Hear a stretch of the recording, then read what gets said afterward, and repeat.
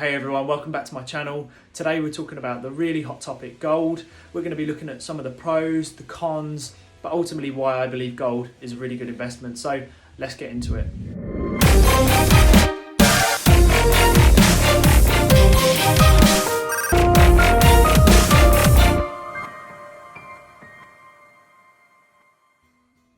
Okay, so right, there's no financial advice here, guys. These are my own opinions, thoughts, experiences and knowledge that I have. So if you are thinking about investing in gold or it's something you're interested in, please do your own due diligence and also try and clear down any debt. I do recommend you that you wipe your debt clear and then you can start investing. So that's my personal thoughts on that. So without further ado, let's start looking at gold as an investment. What is gold? Why is it an investment model in the first place? Should I be doing it? Shouldn't you be doing it?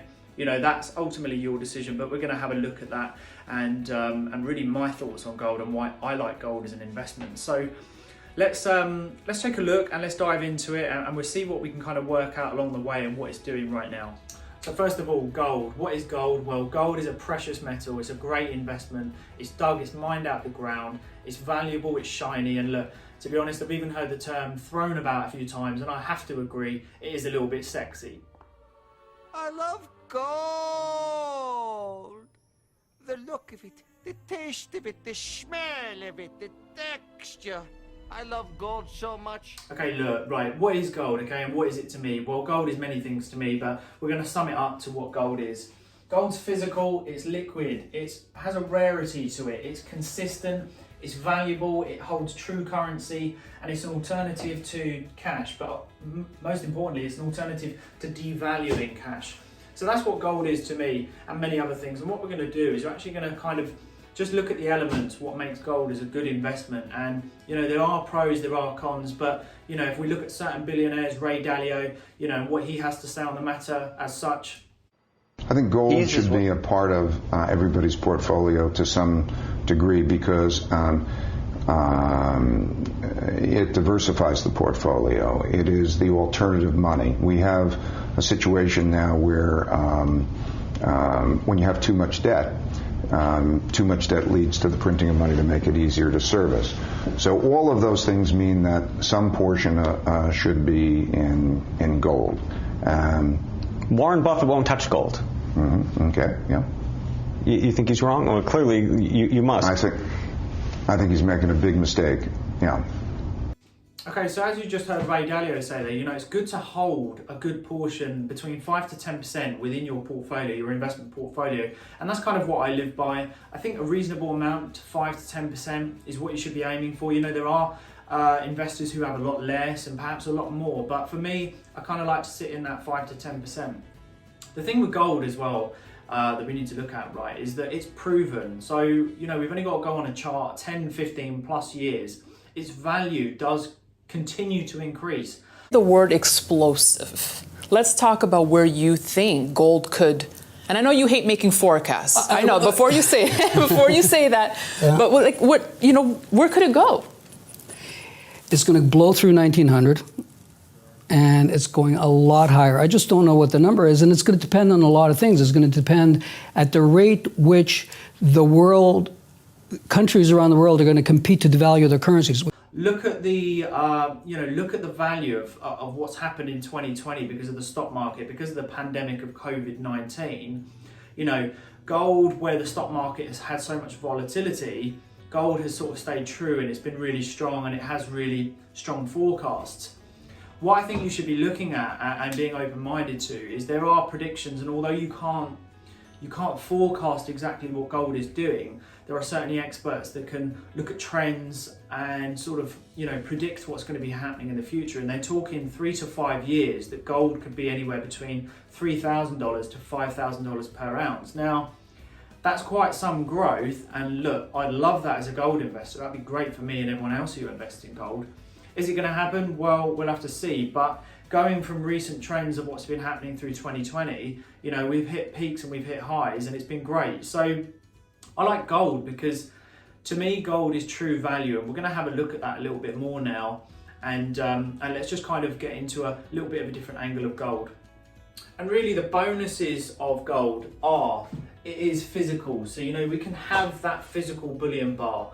Yes, we could buy through an ETF. Yes, we could buy through a spread betting account. But, we're never really physically touching the gold. And you can buy with certain brokers and mint manufacturers where you can store it in their vaults. But I suppose the only downside, in my opinion, is you're paying for the fee to store it in the vault. And although it's 99%, I'm sure that they have the actual gold with them, you have got a slight risk because you've never really seen that gold, you've not touched it. So I'm sure it's all legitimate and they do store it in the vault, and if you wanted to draw down, you can. But it's just another consideration is that when you don't have the physical gold, you are playing with that slight risk that if you ever wanted to draw down, cash it in, is that are they really holding the gold? But that's for your own due diligence.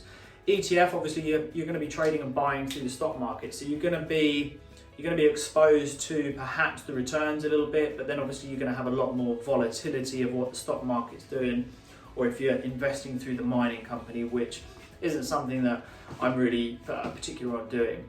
So you have those different methods, and if you did want to know a little bit more about how to buy gold and just gold in general, diving into it a little bit more, I'm going to pop up here, which is an article I did on my blog page recently, and it will give you a bit more information. So gold is also liquid, and what I mean by liquid, we can cash it in. So, we can turn it into physical cash.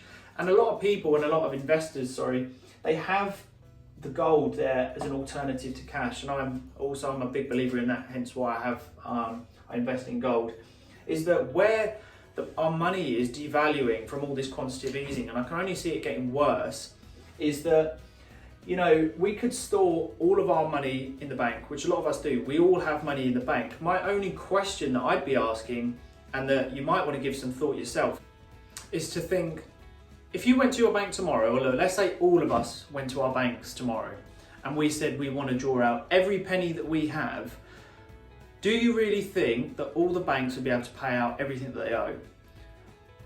We all went to the bank. How many people are getting paid every penny that they have in their account? I'd put a pretty strong bet that they wouldn't be able to pay out everyone. I'd be surprised if they'd be able to pay out half their customers with everything that they've got in the bank. So this is exactly why investors hold gold as an alternative to cash that is only devaluing itself through the QE that's happening. Well, and that will continue to happening. So gold is a good option to hold on to because yes, we can obviously liquidate it into cash. But ultimately, if we ever went back to, and I'm not talking prehistoric times that would ever go back to that, but look, if you've ever seen the Book of Eli. What's that say about our hygiene? What you got there in that pack? What pack? You got a gun? What pack? You got a gun? Oh, shit, it ain't loaded. No, they never are. Ain't that right, old man? Open the pack and tip it out on the road nice and slow. Can't do that. Where, it goes and everyone's robbing each other, and it's like really like worst case scenario. Gold and silver would end up being the currency that we'd all begin to trade with.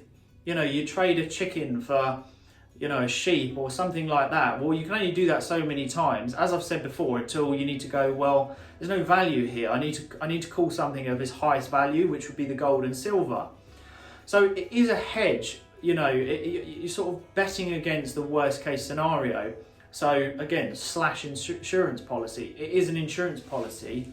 It's not going to pay dividends, but it's that kind of comfort knowing that if you have that 5 to 10% in your portfolio of gold, if the worst case scenario was to happen with the stock market, we were to have a complete economic crash, which, people are thinking might happen. We don't really know what's going on at the moment with this whole pandemic, and are we going to go into a second lockdown, which will create a nightmare again for the stock market?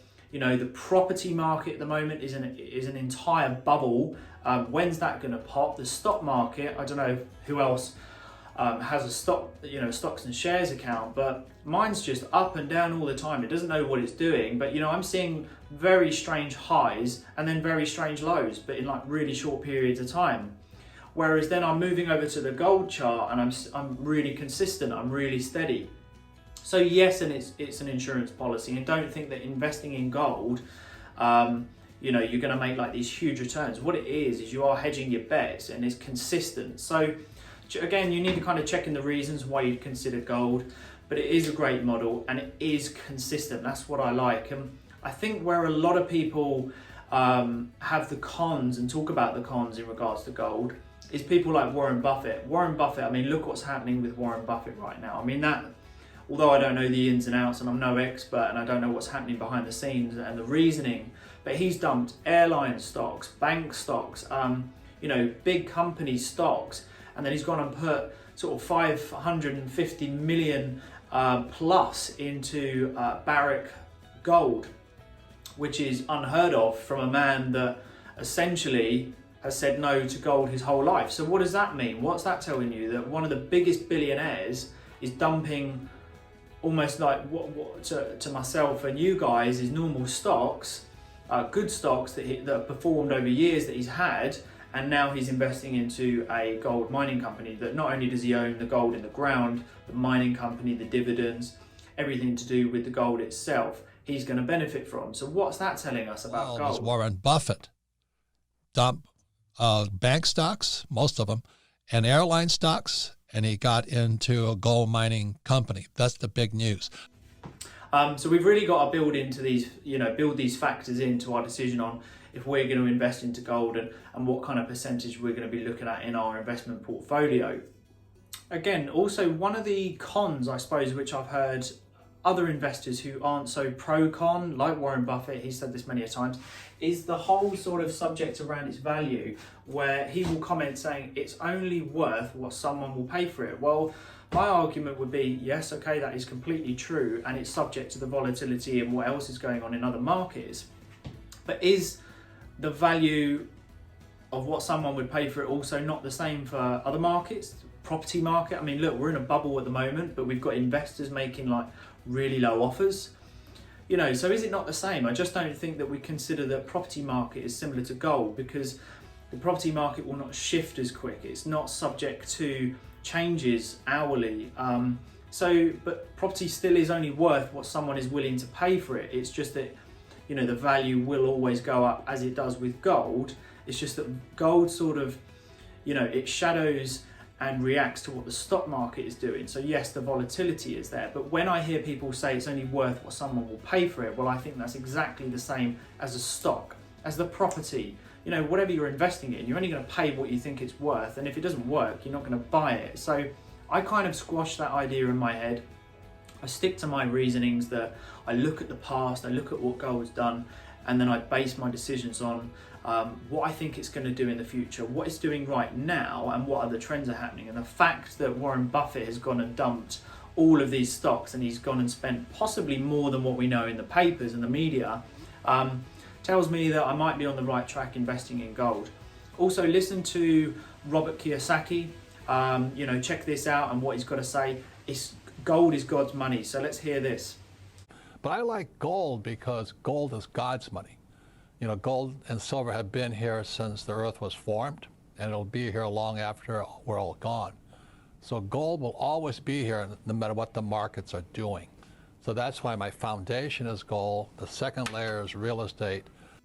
So as we heard Robert Kiyosaki say there, you know, gold is God's money. And, you know, I kind of agree, because it was here before we were ever here, and it will be here long after we're gone. And, you know, he has this foundation. Instead of keeping all of his cash in the bank, you know, he has this nice foundation of gold going into the real estate, that income, that strong, again, tangible, physical asset of real estate on top of another physical asset, which I think is he's building a really strong foundation. So I kind of try and copy blueprints like that. Not everyone has to do that, but, you know, it's something that I believe in and that I'll certainly look to follow. Perhaps not on the percentage that maybe he holds gold. I do believe sticking in between that 5 to 10%. But essentially, if there were, you know, you do need to think, if there were an economic crash, collapse, and you can't cash in all your money in the bank, what are you going to do? You know, we've never tested the banking system to the point where we've all said, we want all of our money. We want it all out. You know, what would you actually do if the bank went, no, I can't pay you? The money's not physically there. It's it's made up because of all the QE. It's just not there. So we don't actually have that value in the bank. Well, we'd all be up kind of creek if that happens. So what I will do is, I love learning about gold. I love kind of broadening my mind on what it is, where it's going, how much, you know, I should be investing in gold, and really kind of just expanding my whole education around the precious metal itself. And what I will do is I'll pop a couple of links in the description below of books that I've read, a couple of really good YouTube videos that's well worth a watch, where I purchased my gold from. And really, I just think it's something that we do need to consider, we do need to look at.